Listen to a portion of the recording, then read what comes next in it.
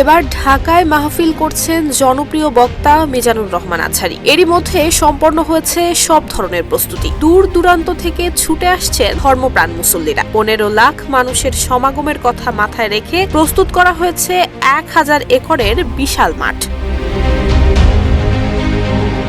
বিভাগ ভিত্তিক মাহফিলের অংশ হিসেবে ঢাকার নবাবগঞ্জে মাহফিল করবেন মিজানুর রহমান আজহারী। এই মাহফিলে আসার জন্য ভক্ত এবং মুসল্লিদের আহ্বান জানিয়েছেন তিনি। 7 ফেব্রুয়ারি ফেসবুকে নিজের ভেরিফাইড আইডিতে এক স্ট্যাটাস দিয়ে বিষয়টি নিশ্চিত করেছেন তিনি। সেই সাথে 8 ফেব্রুয়ারি তার মাহফিল অনুষ্ঠিত হবে বলেও জানিয়েছেন। স্ট্যাটাসে মিজানুর রহমান আজহারী লিখেছেন, ঢাকা বিভাগের বন্ধুরা, ইনশাআল্লাহ আগামীকাল থাকছি ঢাকার নবাবগঞ্জে বারুয়াখালী তাফসির মাহফিল ময়দানে। New on Foodie, 150 টাকা ডিসকাউন্ট to welcome you.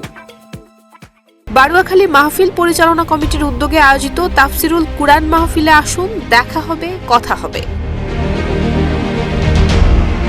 মাহফিল পরিচালনা কমিটির সভাপতি মোহাম্মদ শাহজাহান শিকদার স্বাক্ষরিত এক বিজ্ঞপ্তিতে বলা হয়, ঢাকার নবাবগঞ্জ থানার বারুয়াখালী গ্রামে 8 ফেব্রুয়ারি সকাল 10টা থেকে শুরু হবে তাফসিরুল কুরআন মাহফিল। মাহফিলের প্রধান বক্তা হিসেবে থাকবেন জনপ্রিয় ইসলামী স্কলার এবং গবেষক মিজানুর রহমান আজহারী। মাহফিলের প্রধান অতিথি হিসেবে থাকবেন ঢাকা জেলা বিএনপির সভাপতি খন্দকার আবু আশফাক। দোহার নবাবগঞ্জ সহ ঢাকা এবং মানিকগঞ্জের বরেণ্য ব্যক্তিরা অনুষ্ঠানে বিশেষ অতিথি হিসেবে উপস্থিত থাকবেন। সাইমুম সহ বিভিন্ন শিল্পগোষ্ঠীর সদস্যরা সঙ্গীত পরিবেশন করবেন। আয়োজকদের ধারণা, মাহফিলে সমাগম হতে পারে 15 লক্ষ মানুষের।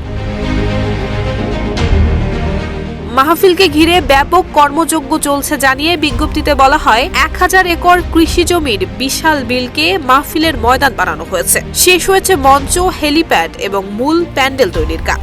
চলছে অজুখানা এবং টয়লেট নির্মাণের কাজ। মূল প্যান্ডেল ছাড়াও নারী শ্রোতাদের জন্য বিভিন্ন স্থানে 7টি মাঠ প্রস্তুত করা হয়েছে। জানা গেছে, গাড়ি পার্কিং এর জন্য নির্ধারণ করা হয়েছে 12টি মাঠ। অনুষ্ঠান সুশৃঙ্খলভাবে পরিচালনার লক্ষ্যে 30টি এলইডি মনিটর থাকবে। দূর দূরান্ত থেকে আসা মুসল্লিদের স্বাস্থ্যসেবা নিশ্চিত করতে রাখা হয়েছে ফ্রি মেডিকেল ক্যাম্প। 6টি অ্যাম্বুলেন্স থাকবে রোগী পরিবহনের জন্য। মোবাইল নেটওয়ার্ক ঠিক রাখতে বসানো হয়েছে ভ্রাম্যমাণ মোবাইল টাওয়ার।